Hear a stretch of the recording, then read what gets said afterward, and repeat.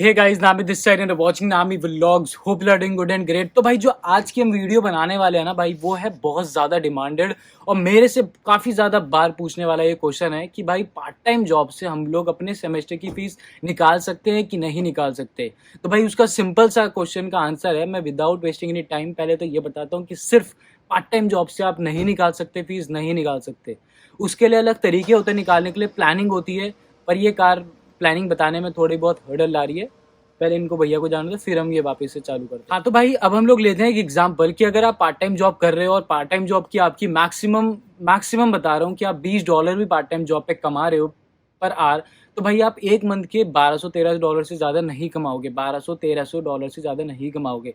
उसमें अब आपका हफ्ते का खर्चा कितना, मतलब महीने का खर्चा कितना होता है आपका? $400, $450 रेंट मान लो। उसके बाद 200-250 खाने का खर्चा मान लो। उसके बाद थोड़ा बहुत इधर उधर का मना के 1000-1200 तो वैसे ही मंथ का खर्चा हो जाता है। तो आपके लिए फीस निकल पाएगी? खुद सोचो, नहीं निकल पाएगी।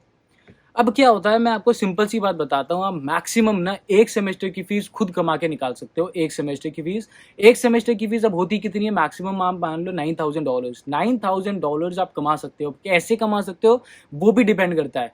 भाई यहाँ पे क्या होता है, आपका 4 मंथ का कोई ब्रेक होता है। अगर आप, जैसे मैंने लिया था टर्म, मेरा सितंबर से स्टार्ट था, तो सितंबर से स्टार्ट होने पे मेरे को समर ब्रेक मिला है। तो समर ब्रेक का मतलब होता है 4 मंथ का गैप मिलता है। उस 4 मंथ में आप फुल टाइम कमा के तब आप अपनी फीस एक बारी को सोच सकते हो निकालने की।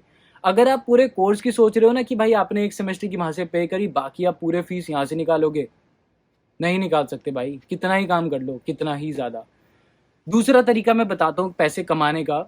अब क्या होता है, आपके पास होती है जीआईसी। जब आप वहां से आते हो ना, तो भाई $10,000 आप अपने बैंक अकाउंट में लेकर आते हो।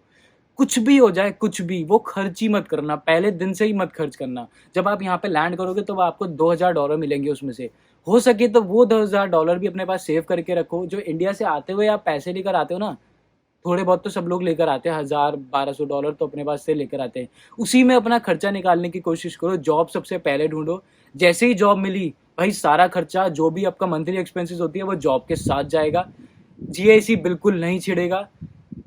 $10,000 आपके सेव हो गए। 10,000 भी छोड़ो, अगर आपने $2000 पहले मंथ के खर्च कर दिए ना, उसके बाद भी आपके पास $8,000 बचते हैं। वो $8,000 सेव करके रखो, उससे आपकी एक सेमेस्टर की फीस निकल गई। फिर जो आप 4 मंथ का जो गैप लोगे, वो 4 मंथ के गैप में जो आप कमाओगे ना फुल टाइम, 40 घंटे आप कर सकते हो। 40 से ऊपर भी जा सकते हैं, ऐसा कोई दिक्कत नहीं होता। लेकिन भाई टैक्स बहुत सारा कट जाता है। तो टैक्स कटने से ना जो फाइनल हाथ में अमाउंट आती है वो बचती ही नहीं है भाई। अब मेरा कुछ बनता है यार, मेरा बाई वीकली $1200-1300 का अकाउंट में आते हैं। पे बनती है मेरे 1400-1500, उसमें से 300, तो 300 कभी 400 टैक्स ही कट जाता है। बाकी जो बचा वो मंथली एक्सपेंसेस में चले जाता है। $1000 मंथ का सेव होता है। $1000 में फीस के, जैसी फीस का टाइम आया देने का, सीधा एक ही बारी में गई। उस तरीके से आपकी फीस एकदम खत्म। ठीक है। तीसरी इंपॉर्टेंट चीज मैं बताता हूँ फीस कमाने की। सबसे ज्यादा ना अपने दोस्त ऐसे बनाना जो दोस्त सच्ची में कहलाएं, आपकी मदद करें। ठीक है, समझ रहे हो ना तुम? कई ऐसे होते हैं जो आपको जरूरत पड़ेगी तब आपका कोई नहीं होगा, वैसे आपके साथ हमेशा, ऐसे बहुत लोग होते हैं। लेकिन दोस्त हमेशा ऐसे बनाओ जो आपके साथ आए। आप भी लोगों का साथ दो और लोग आपका भी साथ देंगे। जब दूसरे को जरूरत है तब आप दूसरे को भी साथ चाहिए, और जब आपको जरूरत है तो ऑब्वियसली आपको भी साथ मिलेगा। समझ रहे हो ना कहने की मतलब? कॉन्टैक्ट्स, कनाडा में कॉन्टैक्ट्स बनाने ना बहुत ज्यादा इंपॉर्टेंट है। Without contacts nothing is possible. अब मेरी फीस कैसे गई है भाई? हाँ तो भाई तुम्हें एक सीन बताता हूँ मैं। मेरा तो इंडिया से लोन था, एजुकेशन लोन, जिससे कि मैं आधा अमाउंट ले चुका था इंडिया से ऑलरेडी। आने के टाइम में आधा अमाउंट मेरे को अब लेना था, लेकिन वो आधा अमाउंट मतलब अप्रॉक्स 3 या 4 लाख रुपए मुझे मिलने थे, जो कि नहीं मिले। बिल्कुल मना कर दिए। अगर वो रीज़न जानना होगा ना कि भाई आप वो गलती ना करो, तो वो मेरे को कमेंट करके बता देना। उसकी भी वीडियो मैं अलग से बना दूंगा कि मेरा लोन क्यों नहीं क्लियर हुआ। आधा लोन मिल चुका था, आधा लोन यहाँ आने के बाद मेरे को पैसे क्यों नहीं मिले। अब फिर मैंने फीस कैसे दी भाई? यहाँ पे मेरे लग गए थे बढ़िया वाले। ठीक है, क्योंकि अब पैसे नहीं मिलने थे तो इतने तो कमाए भी नहीं जाते कि भाई इतने सारे निकल जाएंगे। मेरी फीस है $9,500 मेरे को पे करनी थी। $9,500 कैसे पे होंगे? बहुत मुश्किल हो गया था। वो 9,500 मैंने इस तरीके से करे कि भाई मैंने 5,000 अपने आप इकट्ठे करे। ठीक है, थोड़े बहुत मैंने दोस्त, एक ही दोस्त है मेरा बढ़िया, दमनप्रीत सिंह, उस भाई ने मेरी फीस में हेल्प करा दी। तो ऐसे करके मैंने अपनी फीस दे दी। मेरी आखिरी फीस जा चुकी है अब। ठीक है, एक और तरीका बताता हूँ भाई। जो आपके पास क्रेडिट कार्ड होता है ना, क्रेडिट कार्ड, आप ये क्रेडिट कार्ड से भी फीस पे कर सकते हो। ऑलमोस्ट सारे कॉलेजेस में आप क्रेडिट कार्ड यूज़ कर सकते हो फीस पे करने के लिए। अब उसमें क्या होता है, आपकी $1000 की लिमिट होती है, लेकिन आप मोस्ट ऑफ द केसेस में क्या कर सकते हो, जब फीस आपको देनी है, आपको ज़्यादा पैसे चाहिए, आपके पास कम पड़ रहे हैं, तो आप बैंक वालों को कॉल करो, उनको रीज़न दो कि मेरे को फ़ीस देनी है, तो आप मेरी क्रेडिट लिमिट बढ़ा सकते हो। आप 3000 4000 क्रेडिट लिमिट बढ़ाने के लिए उनको कहोगे तो वो फिर भी 2000 तक पहुँच जाएँगे। 2000 का मतलब है आपके पास सीधा 2000 क्रेडिट कार्ड में हो गए।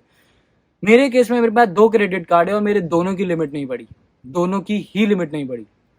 ना आईसीआईसीआई की, ना स्कॉशिया की। स्कॉशिया की कोविड की वजह से सिर्फ $500 है, आईसीआईसीआई की 1000 थी, लेकिन बढ़ा के भी कुछ फ़ायदा नहीं हुआ क्योंकि कॉलेज वाले ही मेरे क्रेडिट कार्ड नहीं एक्सेप्ट करते।